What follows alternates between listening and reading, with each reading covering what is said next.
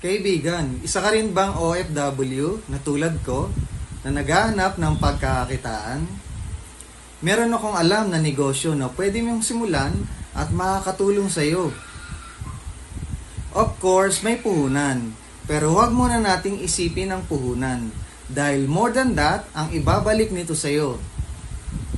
Dahil isa po ito sa dahilan kung bakit pinutol ko na ang pagiging isang OFW. At sa ngayon, nandito na po ako sa Pilipinas at ginagawa ang negosyo kasama ang aking pamilya. Kung nagawa ko ito, magagawa mo rin. Merry Christmas and a Happy New Year! God bless everyone! So if you're interested, please send me a message. Bye!